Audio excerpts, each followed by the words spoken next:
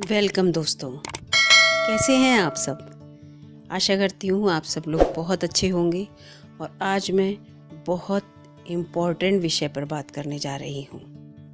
Please video के अंत तक बने रहिएगा, क्योंकि इसमें मैं बहुत सी महत्वपूर्ण बातों पर चर्चा करूँगी। जैसे हम अच्छे कपड़े पहनते हैं तो अच्छे दिखते हैं, ऐसे ही दोस्तों अगर हम अपने चारों ओर के वातावरण को यानी कि पर्यावरण को अच्छा रखेंगे तो हम अच्छे से रहेंगे इस पृथ्वी पर। हमारे जीवित रहने की प्रत्येक वस्तु हमें पर्यावरण से मिलती है, तो इस पर्यावरण की रक्षा कौन करेगा? निश्चित रूप से हम मनुष्य। अरे किसी के लिए नहीं तो अपने जीवन के स्वार्थ के लिए ही सही। इसीलिए दोस्तों हम सबको पर्यावरण के प्रति जागरूक करने के लिए हर वर्ष 5 जून को विश्व पर्यावरण दिवस मनाने का फैसला लिया गया। इसकी घोषणा वर्ष 1972 को संयुक्त राष्ट्र संघ ने स्वीडन के स्टॉकहोल्म में की थी। फिर 5 जून 1974 से विश्व पर्यावरण दिवस मनाना शुरू हो गया। इसका आयोजन हर वर्ष अलग अलग देशों में होता है और लगभग 143 से अधिक देश इसमें हिस्सा लेते हैं।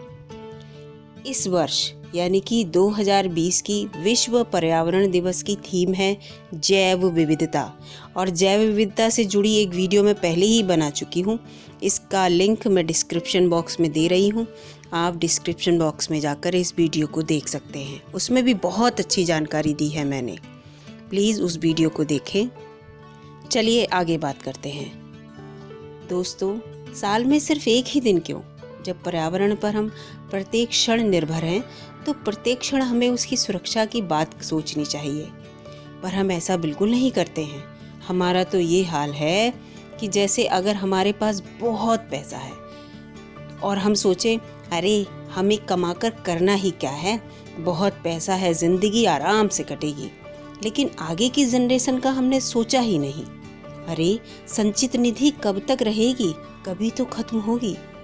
बिल्कुल यही हम पर्यावरण के बारे में सोचते हैं। बहुत से अनुभवी लोग आपको कहते मिल जाएंगे कि अरे अभी बहुत वृक्ष हैं इस धरती पर, बहुत पानी है इस धरती पर। और तो और नदियों में गंदगी करते हैं और कहते हैं कि नदियाँ तो लगातार चलायमान होती हैं, अपने आप साफ हो जाएंगी। पर दोस्तों कब तक? ये सब पेड़ पौधे, जल, स्वच्छ वातावरण कब तक रहेगा? अपनी आगे की पीढ़ी के बारे में भी तो सोचो। आम का बीज हमारे बुजुर्गों ने बोया था, फिर वो पेड़ बन गया, क्या उसके फल उन्हें मिले? नहीं ना। अपनी आने वाली पीढ़ी के लिए छोड़ गए सब।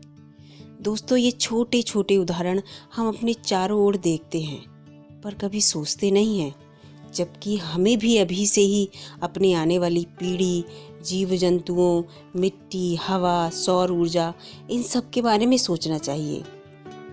सबकी स्वच्छता के बारे में सोचना चाहिए। और ये कब होगा?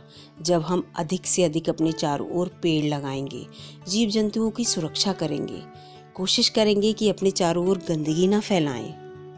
क्योंकि आज हम इस वैश्विक बीमारी से गुजर रहे हैं, उसका कारण यही है कि हमने अपनी स्वच्छता का बिल्कुल ध्यान नहीं रखा, अपने पर्यावरण का हमने बिल्कुल ध्यान नहीं रखा। इसके साथ साथ दोस्तों हमें जल का सीमित प्रयोग करना चाहिए। और सबसे बड़ी बात जो कि मैं पहले भी आप लोगों से कह चुकी हूँ, अपनी आवश्यकताओं को सीमित कीजिए, तो खुद ब खुद इन चीज़ों का उपयोग भी सीमित हो जाएगा। क्योंकि अपनी इच्छाओं के बढ़ने के कारण ही तो हमने अपने चारों ओर के पेड़ पौधों को काटना शुरू कर दिया, हवा में जहर घोलना शुरू कर दिया धुएं के रूप में। वो जो कल कारखानों से और मोटर वाहनों से निकलता है, इन्हीं कारखानों से निकला जहरीला पदार्थ पानी में भी घुलने लगा। और उसके साथ साथ रासायनिक खाद डालने लगे अपनी सब्जियों और दूसरी फसलों में, जहरीली दवाएं लगाने लगे। पता है क्यों? जल्दी से ज़्यादा पाने की इच्छा में। लेकिन हम ये नहीं समझ पाए कि इसी हवा में हमें सांस भी लेना है, इसी पानी को हमें पीना भी है, इसी अन्न को खाकर हमें जीवित रहना है। और धीरे धीरे हम अपने शरीर में जहर घोलने लगे, है ना? फिर वो बाहर आया अनेक बीमारियों के रूप में। इससे पहले दोस्तों ये अधिक भयावह रूप ले ले, यानी कि प्रकृति अपने आप को बचाने के लिए उन सभी का नाश कर दे जिससे उसे नुकसान पहुंचता है, उससे पहले हमें जागना होगा। अपनी प्रकृति से, पर्यावरण से प्रेम करें दोस्तों। फिर जानने की कोशिश कीजिए कि इसे किस किस चीज़ से परेशानी हो रही है। हम निश्चित रूप से अपने पर्यावरण को बचा पाएंगे। फिर इसीलिए हम सब प्रकृति प्रेमी आज प्रण लें कि पेड़ पौधों को कभी नुकसान नहीं पहुंचाएंगे, रासायनिक खाद और कीटनाशकों का प्रयोग नहीं करेंगे, अपने चारों ओर के वातावरण को स्वच्छ रखेंगे, जल का बिल्कुल दुरुपयोग नहीं करेंगे और बिजली का कम से कम प्रयोग करेंगे, जीव जंतुओं को कभी नुकसान नहीं पहुंचाएंगे। एक बार फिर कहूँगी दोस्तों, अपनी ज़रूरतों को सीमित रखेंगे, जिससे कम से कम कल कारखाने, कम से कम मोटर वाहनों का प्रयोग हो सके और हम एक स्वच्छ हवा में सांस ले सकें और हमारी आने वाली कई पीढ़ियाँ इस धरती पर रहकर खुशी खुशी खुली हवा में जी सकें और हमें दिल से धन्यवाद दे सकें। अपने पर्यावरण की सुरक्षा का हमें हो ध्यान, जिससे आगे की पीढ़ी में भी हम फैला सकें इसका ज्ञान। जब स्वच्छ होगी वायु, स्वच्छ होगा जल, तभी तो मिलेगा हमें एक स्वस्थ कल।